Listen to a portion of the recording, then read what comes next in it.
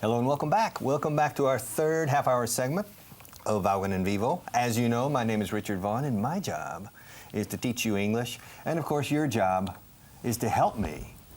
And if the more you help me, the more you will learn English. Now, I'm a bit nervous now because at the beginning of my last half hour, people told me I was going to have a very special guest, a surprise guest. Now, as you know, I have Sonia on my left. How are you, Sonia? Fine, thank you. Yeah. Do you know our surprise guest? Do you recognize our surprise guest? Yeah, I recognize her. Because sitting on my right is a person who shares, I'm sure, many of my values and many of the aspirations and dreams I have, professional, here in the community of Madrid. And I've watched her in the things she has done to help promote the language that I have been trying to teach and help you learn for the past 34 years. And she has come, and for me it's an honor, and it's very a privilege to have somebody here to help me convince you how important the English language is and how now, in this country, finally steps are being taken in the right direction, in my opinion, to solve this problem. So with me, sitting on my right, is Esperanza Aguirre. It's a pleasure to have you here, Esperanza. Thank you very much, Richard. And I hear people have been telling me, this is the first time I have met you, but people have told me that you speak English. Is it true? I do speak English, but I don't practice, so maybe I don't speak it very fluently. But how old were you when you started to speak English? Or started to learn I English? went to a British school here in Madrid and started when I was 6. All right. And I stayed there only until 11. Well, but from 6 to 11? Those years were very, very important for me. Okay. For the language and for the education? Yeah. For both things, because I only got the language or the grammar without having noticed that I was at that moment learning grammar. I was learning a language as all the kids in my classroom. But also the values there were important. But did you know any English when you started at age 6? Nothing. So for you it was a shock, the first days, the first month? It wasn't a shock. The teachers spoke there some very strange thing. We thought the Spanish children were there, but more or less we started to understand what they said. And then, as you progressed in your in academic life and then starting your professional life, has English been a useful tool for you? Yes, it has been very, very useful. That's why I think it is my duty as the president of the Madrileños. I am the responsible of the education of the Madrileños to promote the bilingual teaching here in Madrid. Not only in the private schools for the parents that can pay for it, but also, or especially, in the what we call public schools, which is the contrary of what the Brits call a public school. Yes. There's state schools. It's not state now. We should say community schools. Right. I want them also to be bilingual. So people with families that have no money to pay for a private school can learn English and can be taught in English. That's a very which ambitious. is the difference. Except for Spanish and maths, the rest of the subjects are taught in English. So history or science subjects, biology? All of them. Okay. All of them. And that means a very important commitment of the parents, of course, but also of the teachers. How many years have you been doing this now? This is the 5th one. Okay. The 5 years I have been the president of this community. That's a tough project. That's very ambitious, and it's not easy. It is very ambitious. We said in the first 4 years, for the first term, we will have 110 bilingual public schools, and we have 147 now. And we're still growing. We want teachers to be committed, because they have to go to England or to Ireland or to the States or be here in a very, very, very tough program learning their English, because most of the teachers are Spanish. Then we have conversation young people that come here that are natives, but of course teachers of science, of history, of geography, they're all Spaniards. That's right. So and so it's a double challenge, because not only teaching the young children to speak and understand English, but then you need the teachers more or less to fall in love with the language, to enjoy it, Of and course, want to teach of course. the geography. Of course. And That's what we require to a school to be to have the application to be bilingual next year, and so they will get more money from the government, is that the 80% of the teachers are committed to learn more English. Okay.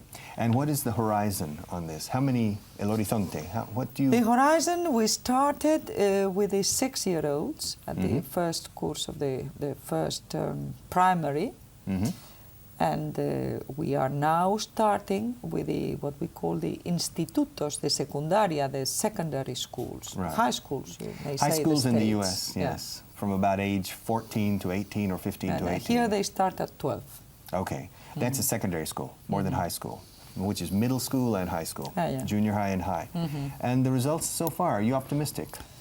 I'm very optimistic because here we want the parents to be able to choose what kind of education they want for the children. Our constitutions allows them to choose. And one of the ways they can choose, if they are selecting a public school, a state-run school, is to be bilingual. And then the applications of the parents have grown over 40%. Is that right? If the school is bilingual. So parents are completely convinced that English is important in this globalized world we're living in. So you think you're working as much, not only with students and with teachers, Parents. but also with the parents? Yeah, of course, of course. And, the parents have also to be committed. But you see, public schools cover many different social classes, social areas, and you're finding... Even very different nationalities. Yes, especially But now. they all need English. And the parents agree with this. Of course. So the public bilingual schools are becoming quite popular. Very popular. What is your objective on number of schools in the community of Madrid? I have no objective in numbers. When I make the commitment, I said each 50,000 people, there must be at least one bilingual school. But if there are more cloisters, we say cloisters, I don't know, the group of teachers that are in the same school, have the application, and there's more than 80% of them that want to be bilingual, we will give them this qualification. And have you started in preescolar, going before? Yes, but we always start in preescolar. Those are not always in the curriculum, but we want 3-year-olds to start with English. But when you started 5 years ago, at what age did you begin? 6. Year 6. And so you're moving forward. Yeah. But is your idea to formalize moving backwards as well? Yes, also backwards. I understand when you are 3 years old, you don't have to make any effort. That's true. People that are listening to you and learning English through this very, very good classes you give here, they will be astonished if they knew how different it is to start when you're a little boy or a little girl. Well, my children, your children, I don't know, but I'm sure my children had two languages at home simultaneously, and they never questioned. I always spoke English, my wife always spoke Spanish, and my children, when they were 3 and 4 years old, they thought that all papas spoke one way and all mamas spoke another, and they never questioned these things. Yeah, of course. That's where, I think in the public education, that's a very good place to attack, because they never question anything. It is, and it makes such a great difference, openness to another language, to another culture. Even people, even children that are not Spanish born, and they don't have the Spanish language as their first language, or as their mother's language, English is important for them. Think of the Romanians, the Bulgarians, and many other nationalities that are here in Madrid. When I was a little girl, I was the eldest of 8 brothers and sisters. And we had a teacher of French every day at home.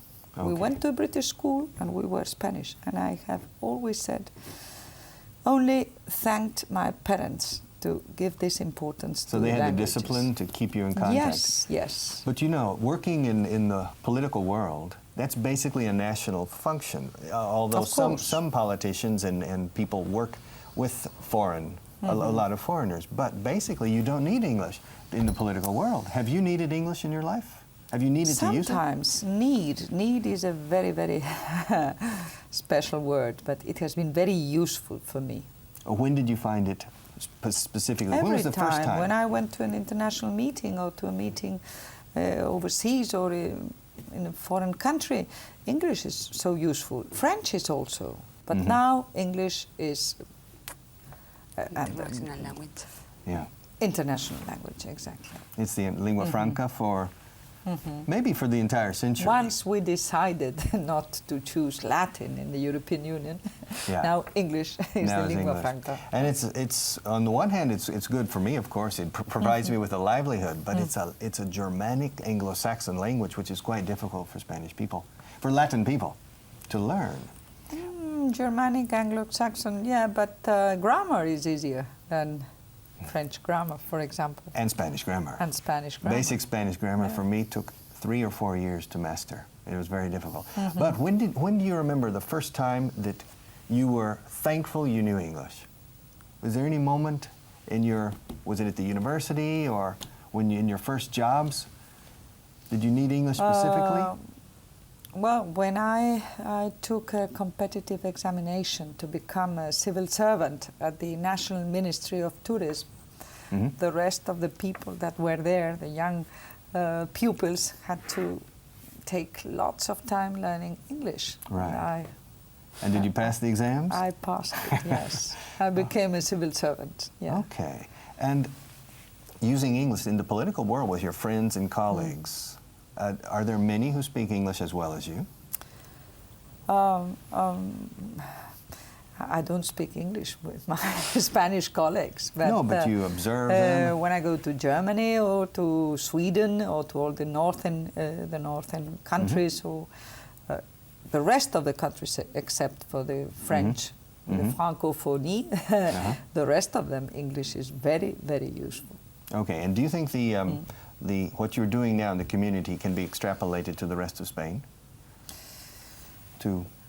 I think so. Maybe this could be a good example for some of them. There are other communities in which they have another official language, say Catalan or Basque or Gallego, and they make great efforts for these languages, which is okay and very good. But I think they should also take care of English.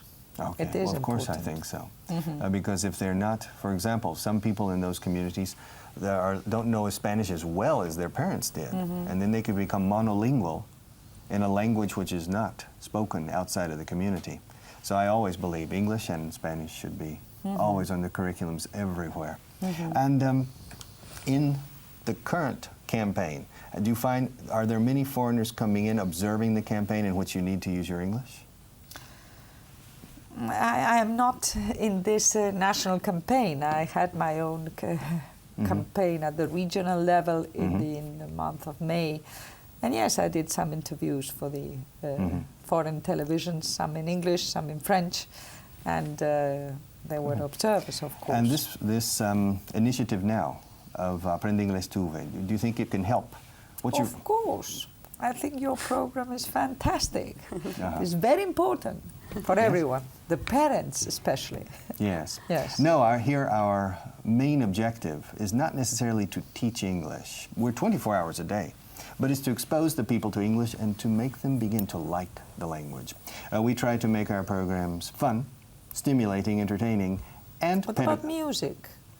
Some of my friends started and learned English very well through the Beatles at that time. Yes, that's true.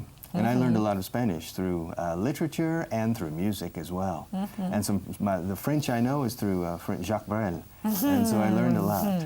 And in your... Films are also very useful to learn a language. But I think you're making the right decisions because a lot of people believe, and I don't necessarily agree, when they say the movies in Spain are dubbed, doblados, al español. And if they were in the original version, it would be much easier for Spaniards to learn. However, in many countries where they don't dub American or British films, People don't go to see other films. But also, the English level is not high.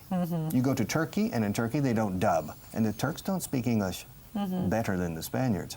Where I have found a good level of English in the country, the Scandinavian countries, Holland. That is perfect. It's the educational system. It's been the educational system. From primary school or from even preschool up through university, there has always been a strong emphasis on the English language. Don't forget music. Young people love music. And have you found in your project for the English public schools, have you found much opposition to that or much skepticism? Skepticism, a little bit. Opposition is always skeptical about what government is going to do. But now I think they will back the program. Okay. Well, ask Sonia if she speaks English. Sonia, A little bit. where did you learn your English? I learned my English in Vaughan. In Vaughan Vaughan? systems. With us. In Bonn. Vaughan system. When I started to work, Bonn. I thought Vaughan. Bonn, the Vaughan old systems. capital of Germany. No. No. No, but you see, the name Vaughan, is in English we say Vaughan, but in Spain I always say Vaughan. And ask her if she has had many classes on the television. Is it your first class? no, it's my third class. Third class. You speak very well. No. Her grammar is perfect. Her basic She grammar. said learned, and she said third. She said it well. Well, we have to work on all of the different aspects. We have, especially the ear.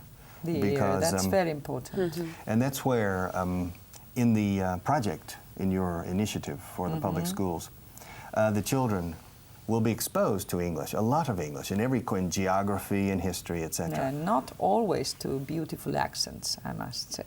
I know. But in the end, by the sheer accumulation of hours, which could reach 1,000 hours of exposure, 1,500 hours, over a period of several years of hearing the language constantly, 3 hours, 4 hours a day, in the end it opens the ear. But it's not only in school. That's what I want to say very clearly. Films, television, CDs, music, all that for the children is very important. Internet. And do you think the public administrations can foment that and promote? Of course, that's what we are doing. I'm one of the public administrations. Yes, and so you are, in addition to the schools, your visit to our Aprender Inglés TV, and do you have other initiatives in mind right now? I also we have a public channel of TV, Telemadrid, where I want the dibujos animados. The cartoons? The cartoons, I want them to be in English. That's good. Perfect. Because that's perfect. Because children, starting at about 18 or 20 months, they begin to sit in front of televisions, and they are hypnotized by the animation. And it doesn't matter if they're speaking in German, Chinese, Spanish, or English. They remain in front. So they are a captive audience, and they are a sponge. And they don't say, "Mommy, cámbialo al español." They don't say that. Absolutely true. So that would be very good. Have you received any input from private schools or concertados? Yes, concertados want also to be able to be bilingual. That means giving money to concertados, which we are going to do this year, precisely. Okay, so you'll be expanding beyond the public school. Yeah, the privados concertados. We have this system which is not private, not public, but in between. In between. Yeah. That's right. Yeah. And how many schools do you project would be included in this? I don't want to give a number because it is difficult. We were projecting to have 110, and now we have 147. It will depend how many schools will have 80% of the cloister saying we want to be bilingual. Okay. All right. Well, let's check just very quickly. Sonia, I want to check your English. Okay. Ask Esperanza if she studied law. If she studied law. Derecho. Okay. Did you study law? Yes. Okay. And this is one of the matters, one of the careers in which English is not so useful because it is different law in the United States, in Britain, or in Spain. Yes, it's here you have Roman law. Nevertheless, we have Roman law, or the Napoleonic Code, Yeah. and you have the common law. Okay. Nevertheless, principles are always important. Okay. You have something of the Roman law in the principles We do. also. Yes, we do. And ask her if she studied English during her law degree. Did you study English? Study. Study English During during degree? the degree? The degree? Yes, I studied during the summers. One of the summers I went to Cambridge, to the Bell School of Languages, which we had a great time there. How long were you there? All the pupils there were 1 month, Mhm. 5 weeks or 6. And another summer I went to the United States. I lived in a family there. Where in the States did you go? I went to Harrisburg in Pennsylvania. Oh, okay. That's the capital. Harrisburg is the capital, but we lived in a very small village there that was called, I forgot that. Is that near the Amish area? Where the Susquehanna was the name of the Susquehanna, river. the river. Yeah. It's a famous river, right? Yeah, very famous. And there I lived in the house of a member of the post office, a postman, I must say. The postal service, yeah. Yeah, and with 2 children there. How old were you when you were there? I was older than the children. I was 19 or 20 Okay. maybe, and the children there were 12 and 14. That was your first contact with the American accent after being in the British school? Yes, yes. Okay. Did you have trouble? Very adapting? much trouble. For example, the car. The car was a... the bus was continental. Okay. I am used to hear continental. Of course. Continental. Continental. The car was, what's the brand of this American brand? Very... Lincoln Continental was No, not Continental.